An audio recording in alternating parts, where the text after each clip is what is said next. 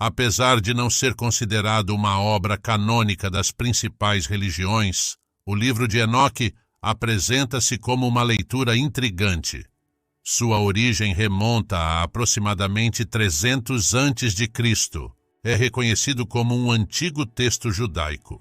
No entanto, ele encontra espaço em algumas tradições cristãs e judaicas contemporâneas. Enoque, a figura central do livro, é posteriormente mencionado no livro de Gênesis, onde é descrito como um ancestral de Noé, uma figura destacada na narrativa de Enoque. Os vigilantes, por sua vez, são representados como seres angelicais. Os descendentes divinos, ou mais conhecidos como filhos de Deus, os herdeiros celestiais mencionados no 7º capítulo, são amplamente considerados como os Grigori no livro de Enoque, capítulo 2. Esses seres angelicais desempenhavam o papel de observadores dedicados à humanidade, servindo como guias terrenos para os primeiros seres humanos. Sua missão era supervisionar o desenvolvimento humano, embora estivessem estritamente proibidos de intervir diretamente nos assuntos da humanidade. No 7º capítulo, Enoque relata que a população humana, tanto homens quanto mulheres, aumentou significativamente. As filhas dos homens eram notáveis por sua beleza e elegância, atraindo a atenção dos vigilantes, considerados filhos de Deus. Esses observadores, após discutirem entre si, optaram por tomar as mulheres para si, desviando-se do propósito original ao fecundá-las com sua própria semente. Observando e intervindo de maneira direta na existência da humanidade, o guia desses seres celestiais, conhecido por alguns como Jasa ou como Samyaza, comunica aos observadores a necessidade de reconsiderar suas decisões. Ele alerta que seria ele mesmo a suportar as consequências desse ato como um crime contra Deus. No entanto, os outros anjos o contestam, proferindo a mesma mensagem de forma uníssona. Juntos, eles encararão a punição imposta, aceitando individualmente a responsabilidade por quaisquer ramificações decorrentes. No total, percebe-se que 200 deles estavam presentes e juntos desceram à terra com a intenção de tomar as mulheres como suas esposas. O livro de Enoque identifica até mesmo o prefixo dos vigilantes, cada um dos quais instruiu as mulheres mortais em feitiçaria, no manejo de plantas e na compreensão das raízes e árvores. O que se sugere aqui é que os vigilantes compartilharam informações sobre os céus e a própria vida, revelando conhecimentos que Deus não havia destinado aos seres humanos. Ao fazer isso, os vigilantes não apenas traíram Deus ao se unirem com suas criações, mas também as corromperam ao transmitir conhecimento que não estava destinado a elas. As mulheres, então, deram à luz aos filhos dos vigilantes, e o que eles geraram é fundamentalmente uma mistura de seres angelicais e humanos, conhecidos como Nefilim. Às vezes são mencionados em debates sobre a sua natureza, mas ao examinarmos Gênesis 6, 1-4, fica claro que os Nefilim estavam presentes na terra naqueles dias e mesmo depois, quando os filhos de Deus, que poderíamos identificar como os vigilantes, se uniram às filhas dos homens e tiveram descendência. Os Nefilim também são descritos como heróis antigos e homens de renome. Contudo, no livro de Enoque, a descendência dos anjos é referida como gigantes, os quais começaram a devorar todas as realizações humanas. Esses gigantes, também chamados Neflim, deram início a uma onda de assassinatos contra os homens, chegando ao ponto de autodestruição quando se cansaram do caos. O tumulto descrito no capítulo 8 revela a figura conhecida como Azazel, supostamente um observador, que instrui os humanos no manejo de espadas, facas e nas artes da guerra. Os vigilantes transmitiram à humanidade os mistérios das manifestações divinas e artes místicas, compartilhando não apenas o conhecimento celestial, mas também instruindo sobre a aplicação de pigmentos em pedras e tintas. Isso permitiria que o homem influenciasse e modificasse seu entorno de maneira significativa. Em um relato posterior, aprendemos que tais ações atribuídas a Azazel resultaram no aumento da impiedade, na proliferação da fornicação e na corrupção de todas as trilhas humanas.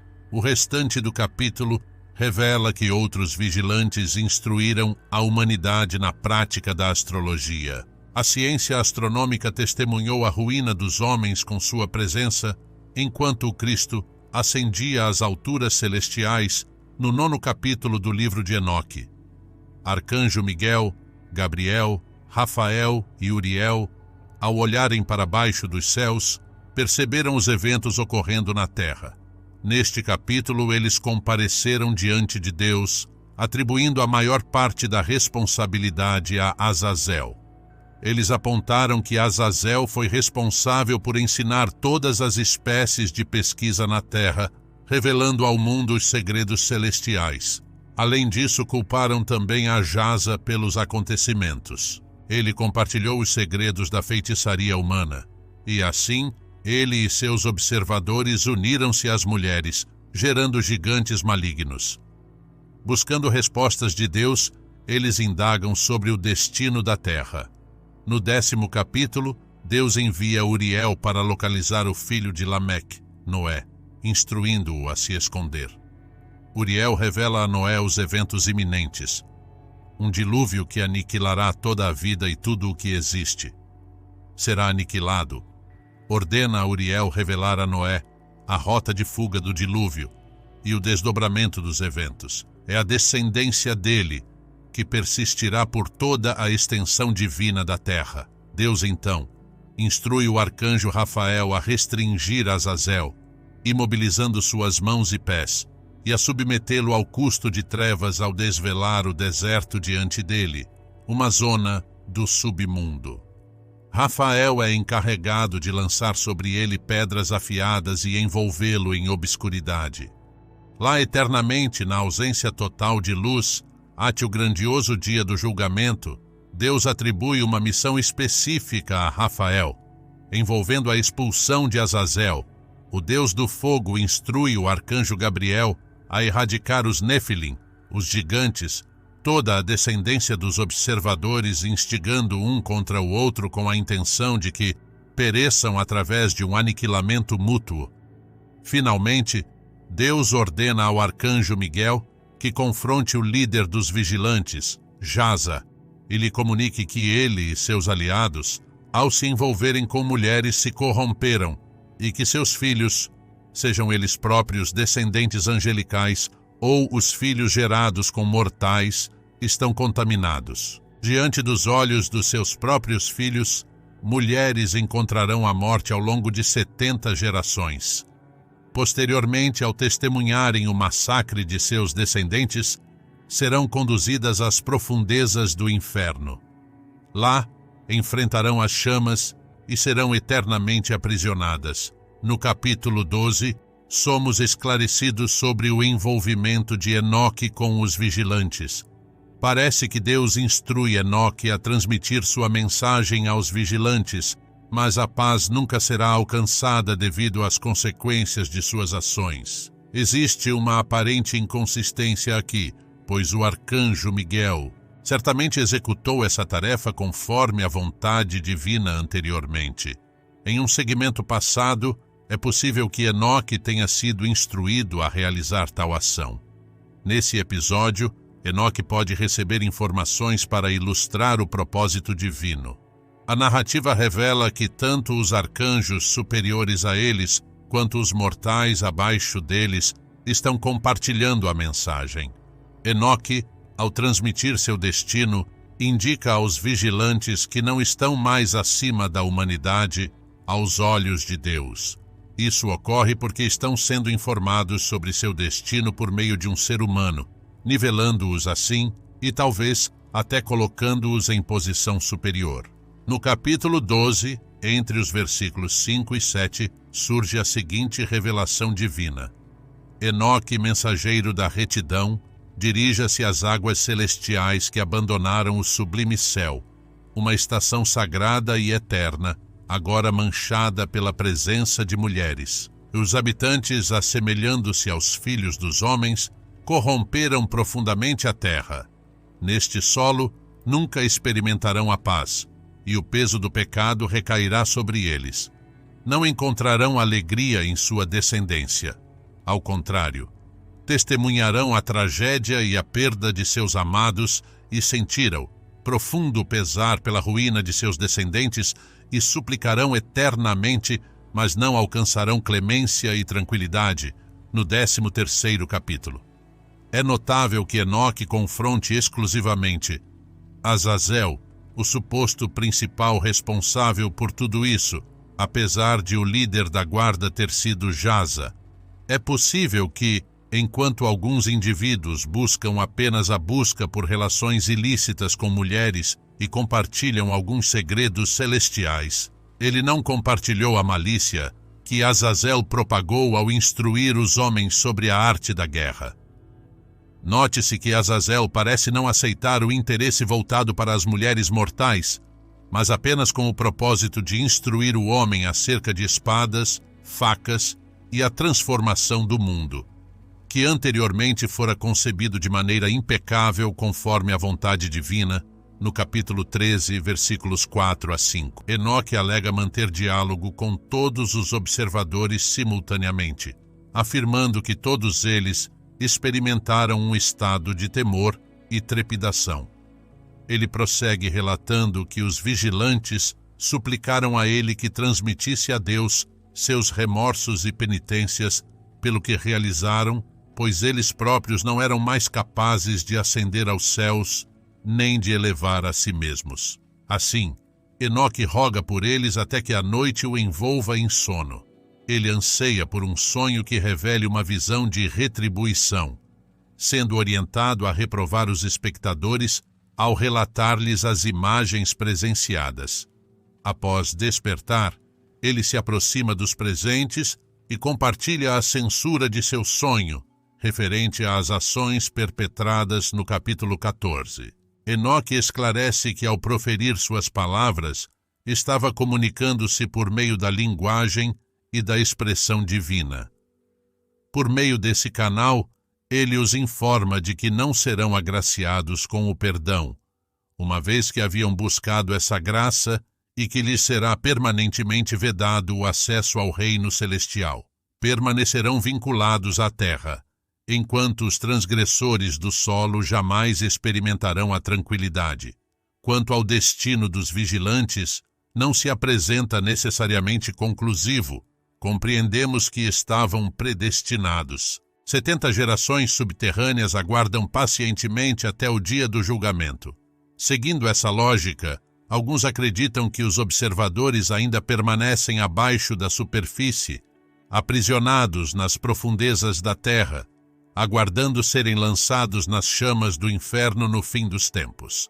Na verdade, encontramos indícios de um possível exílio dos observadores no capítulo 21 de Enoque, onde testemunhamos Enoque realizando uma espécie de excursão pessoal pelos céus e outras dimensões sobrenaturais dentro do universo.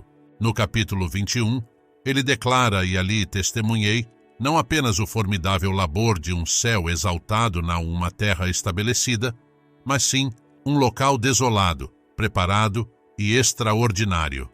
No versículo 21, 5, Enoque relata que ele presenciou a manifestação de um imenso fogo resplandecente no meio de onde uma formação de colunas de fogo combatia juntas até o final do abismo, e sua descida alcançou as profundezas. No capítulo 21, 6, o anjo Uriel, que acompanha Enoque por esse lugar aterrorizante, indaga a ele: "Por que você está perturbado e surpreso com este local extraordinário?"